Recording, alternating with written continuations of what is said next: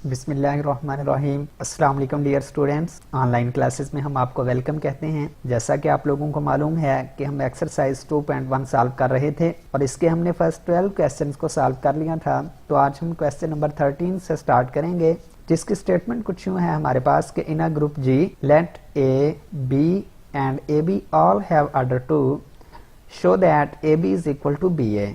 तो dear students, इसमें यह बात गिवन है कि जी हमारे पास ग्रुप है और उस ग्रुप के हमने 3 डिफरेंट एलिमेंट्स इस टाइप के लेने हैं और उन सब का ऑर्डर क्या है, 2 है। अगर ये बातें गिवन हों तो फिर हमने ये प्रूव करना है कि इसके ऊपर कम्यूटेटिव लॉ भी होल्ड करेगा।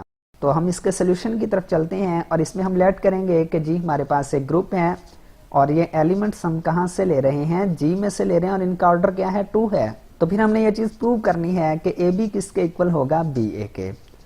जैसा कि हमने अभी देखा कि ये एलिमेंट्स ए बी और ए बी कहाँ से लाई कर रहे हैं, जी में से लाई कर रहे हैं और इनका ऑर्डर क्या है, 2 है। तो फिर उस कंडीशन के मुताबिक हम इसको यूं लिख सकते हैं, a square is equal to e, b square is equal to e and a B whole square is equal to identity.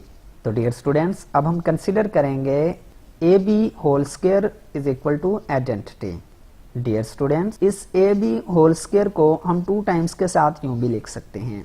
तो फिर बाय एसोसिएटिव लॉ इस टर्म को हम यूं लिख सकते हैं और फाइनली हमारे पास ये चीज़ आ जाएगी। तो डियर स्टूडेंट्स, अब हम क्या करेंगे कि ए के साथ हम प्री मल्टीप्लिकेशन करवा देते हैं और बी के साथ हम पोस्ट मल्टीप्लिकेशन करवा देते हैं दोनों साइड्स पर। तो हमारे पास ये रिजल्ट आएगा।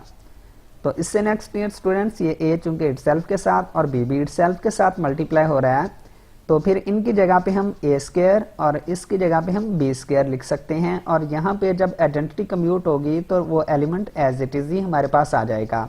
तो डियर स्टूडेंट्स, यहाँ से हमने देखा था कि ए स्क्वायर आइडेंटिटी के इक्वल है और बी स्क्वायर भी आइडेंटिटी के इक्वल है।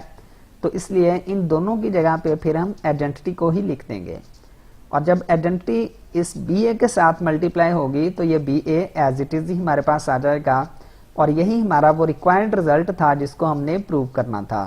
तो डियर स्टूडेंट्स, अब इससे नेक्स्ट हम क्वेश्चन नंबर 14 की तरफ चलते हैं, जिसके स्टेटमेंट में हमने ये चीज़ प्रूव करनी है कि किसी भी ग्रुप जी के अंदर आइडेंटिटी एलिमेंट यूनिक होता है और दूसरा हम ये चीज़ प्रूव करेंगे कि inverse of each element is unique. तो इसको हम मेथड ऑफ कंट्राडिक्शन से प्रूव करेंगे। इसमें हम लेट करते हैं G be a group, we have to show that identity element of G is unique.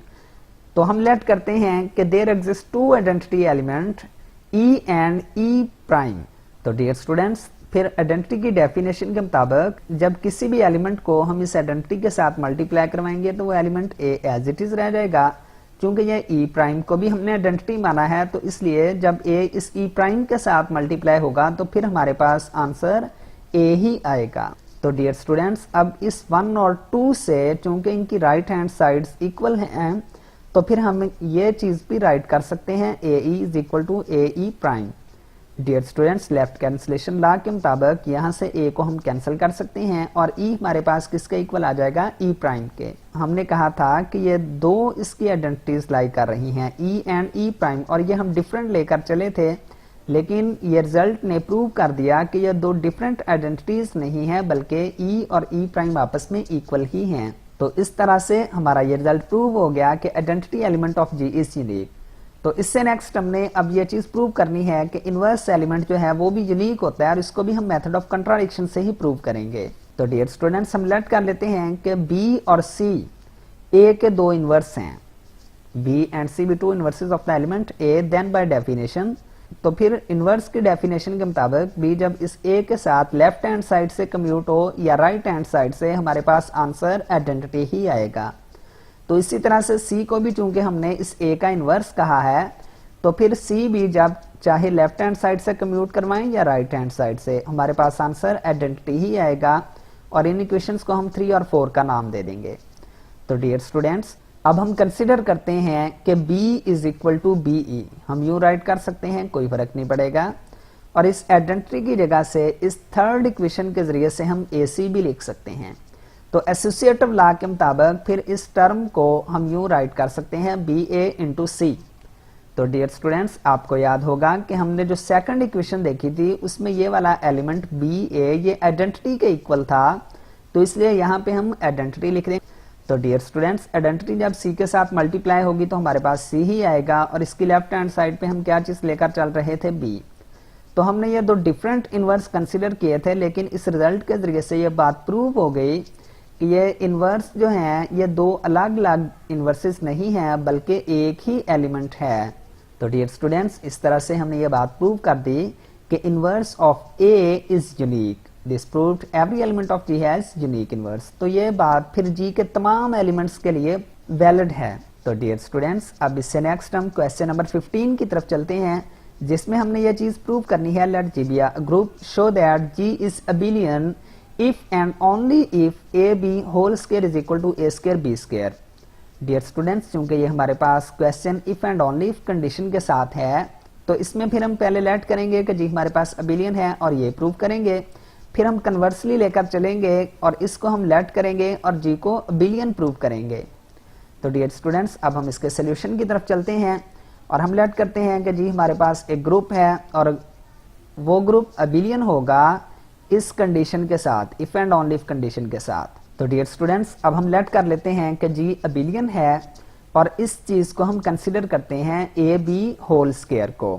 तो dear students, A B whole square को हम 2 टाइम्स मल्टीप्लीकेशन के साथ भी लिख सकते हैं। तो एसोसिएटिव लॉ के मुताबिक इस टर्म को हम यूं राइट कर सकते हैं। चूंकि जी हमारे पास अबिलियन ग्रुप है, तो फिर इस बी ए की जगह पे हम ए बी भी लिख सकते हैं। तो फिर एसोसिएटिव लॉ के मुताबिक ये ए इस ए के साथ और बी बी के साथ जब मल्टीप्लाई होगा तो हमारे पास ये रिजल्ट आ जाएगा।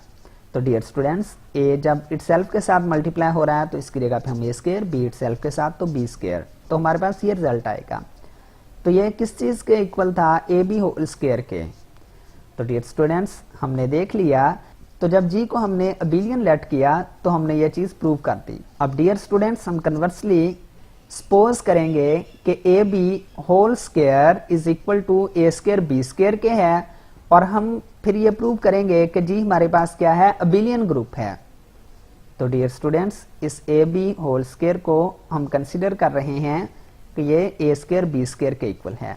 तो डियर स्टूडेंट्स, इसको हम 2 टाइम्स के साथ यूं राइट कर सकते हैं और इसी तरह से इसकी राइट हैंड साइड को भी हम यूं लिख सकते हैं। तो इससे नेक्स्ट हम क्या करेंगे कि एसोसिएटिव लॉ के मुताबिक यहां से ए और यहां से मैं बी को बाहर निकाल देते हैं इस टर्म से। इसी तरह से राइट हैंड साइड पर भी हमने यही काम किया। तो अब डियर स्टूडेंट्स, कैंसलेशन लॉ के मुताबिक ये ए इस ए के साथ और बी बी के साथ कैंसिल हो जाएगा और हमारे पास रिजल्ट क्या आ जाएगा, B A is equal to A B. इस तरह से हमने ये चीज प्रूव कर दी कि जी इज एन अबिलियन ग्रुप। इससे नेक्स्ट अब हम क्वेश्चन की तरफ चलते हैं और इसमें ये बात हमारे पास गिवन है कि जी हमारे पास एक अबिलियन ग्रुप है। तो फिर हमने ये चीज प्रूव करनी है कि A B whole raise to power N is equal to A raise to power N B raise to power N, और ये ग्रुप के तमाम एलिमेंट्स के लिए है। और वेयर एन इसमें क्या चीज है, एन सेट ऑफ इंटीजर्स में से है। इसको तीनों कंडीशंस के साथ प्रूव करेंगे और इसमें हम फर्स्ट केस जो कंसिडर कर रहे हैं वो है एन इज पॉजिटिव इंटीजर। तो इसको हम मैथमेटिकल इंडक्शन के जरिए से ही प्रूव करेंगे। और मैथमेटिकल इंडक्शन के फर्दर 3 केसेस होते हैं, जिसमें हम पहले n इज इक्वल टू 1 के लिए इस केस को चेक करते हैं, फिर हम लेट करेंगे कि n is equal to k के लिए ट्रू है, और फिर हमने चेक करना होता है कि n is equal to k plus 1 के लिए। अगर तीनों केसेस हमारे पास ट्रू आ जाएं तो इसका मतलब कि ये जो हमारे पास स्टेटमेंट है ये ट्रू है फॉर ऑल पॉजिटिव इंटीजर के लिए।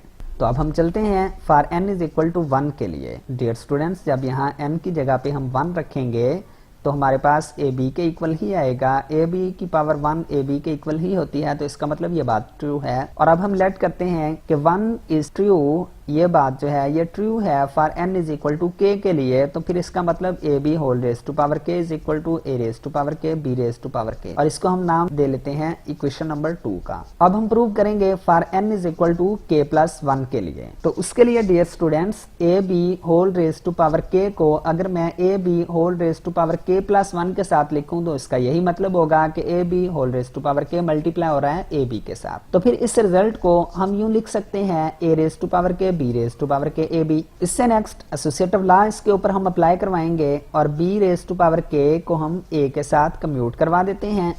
चूंकि जी हमारे पास अबिलियन ग्रुप है तो फिर उससे नेक्स्ट हम ये चीज भी लिख सकते हैं a raise to power k a b raise to power k into b. तो डियर स्टूडेंट्स, जब बेस सेम हो तो पावर्स ऐड हो जाती हैं और यहाँ हमारे पास क्या चीज आ जाएगी, a raise to power k plus 1 b raise to power k plus 1।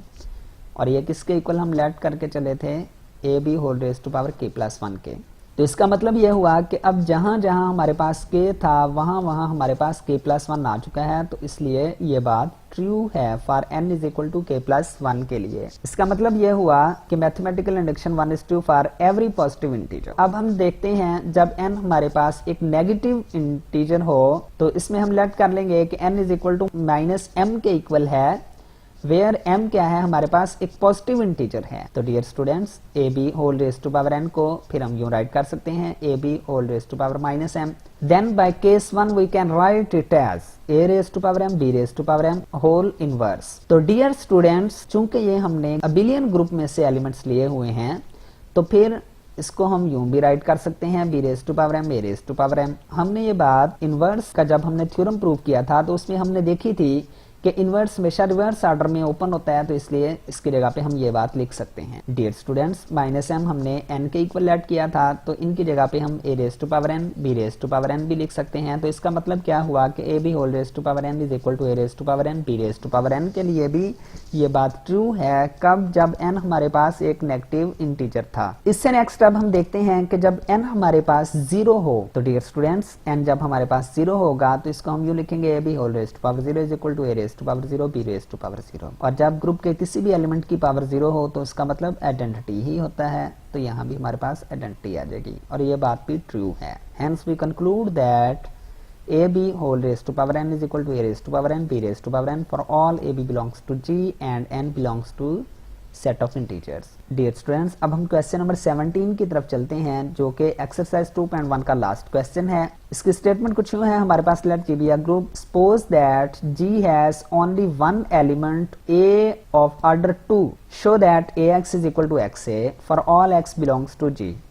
Dear students, इसमें हमने ये बात प्रूव करनी है कि जब G हमारे पास एक ग्रुप हो और ग्रुप किस तरह का है कि उसके अंदर A ही सिर्फ एक ऐसा एलिमेंट है जिसका ऑर्डर क्या है, 2 है। तो फिर जब इस G के बाकी एलिमेंट्स हैं उनको हम A के साथ चाहे लेफ्ट हैंड साइड से या राइट हैंड साइड से कम्यूट करवाएं तो आंसर हमारे पास सेम ही आएगा। तो अब हम इसके सोल्यूशन की तरफ चलते हैं। इसमें हम लेट करेंगे कि G हमारे पास एक ग्रुप है और फिर G में एक एलिमेंट A ऐसा है जिसका ऑर्डर क्या है, 2 है, तो इसका मतलब A square is equal to identity के इक्वल आ जाएगा। Then we have to show that ax is equal to xa। Dear students, इसमें हम एक एक्सप्रेशन को कंसीडर करते हैं जो कि हमारे पास इस फॉर्म के अंदर है, xa x inverse whole square is equal to xa x inverse xa x inverse. ये x इनवर्स जब इस x के साथ कम्यूट होगा तो यहाँ पे आइडेंटिटी आ जाएगी। आइडेंटिटी जब इन एलिमेंट्स के साथ मल्टीप्लाई होगी तो ये एलिमेंट एज इट इज ही हमारे पास आ जाएगा। तो जब a इटसेल्फ के साथ मल्टीप्लाई होगा तो यहाँ पे हम स्क्वायर लिख देंगे और a स्क्वायर किसके इक्वल था, आइडेंटिटी के, इसलिए यहाँ फिर क्या चीज आ जाएगी, आइडेंटिटी आ जाएगी। तो आइडेंटिटी जब इन एलिमेंट के साथ मल्टीप्लाई होगी तो ये एलिमेंट एज इट इज ही रह जाएंगे। तो अब यहाँ पे x इनवर्स के साथ कम्यूट हो रहा है तो इसका मतलब ये हमें आइडेंटिटी मिलेगी। और यहाँ लेफ्ट हैंड साइड पे हमने क्या कंसीडर किया हुआ था, x इनवर्स का स्क्वायर, तो इसका मतलब ये हुआ कि x इनवर्स का square is equal to identity के आ गया। तो डियर स्टूडेंट्स, जब x इनवर्स का स्क्वायर आइडेंटिटी के इक्वल है तो इसका मतलब ये हुआ कि इस x इनवर्स का ऑर्डर भी 2 ही है। लेकिन इस स्टेटमेंट 2 के अंदर अगर हम देखें तो 2 में हमने ये बात देखी थी कि इस ग्रुप G के अंदर सिर्फ एक एलिमेंट A ही ऐसा है जिसका ऑर्डर क्या है, 2 है। तो हमें एक यहाँ पे एलिमेंट x इनवर्स जो कि वो एलिमेंट भी G में से ही लाई कर रहा है, उसका ऑर्डर भी हमें 2 ही मिल रहा है। तो इसका मतलब ये दोनों एलिमेंट्स आपस में इक्वल होंगे। अब हम दोनों साइड से x के साथ पोस्ट मल्टीप्लीकेशन करवा देते हैं तो हमारे पास ये आंसर आएगा। तो डियर स्टूडेंट्स, अब ये x जब इस x इनवर्स के साथ कम्यूट होगा एसोसिएटिव लॉ के मुताबिक तो फिर हमारे पास ये रिजल्ट आ जाएगा। तो x इनवर्स कम्यूट हो रहा है x के साथ, तो इसका मतलब आइडेंटिटी आएगी। आइडेंटिटी जब इन एलिमेंट्स के साथ कम्यूट होगी तो ये एलिमेंट एज इट इज ही हमारे पास आ जाएंगे और ये बात for all x belongs to G के लिए ट्रू है। तो डियर स्टूडेंट्स, इस तरह हमारा प्रूव कंप्लीट हो गया।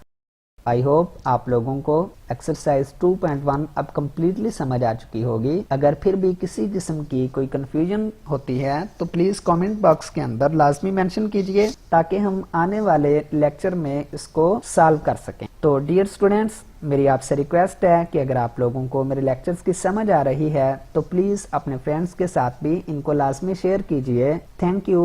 अल्लाह हाफिज़।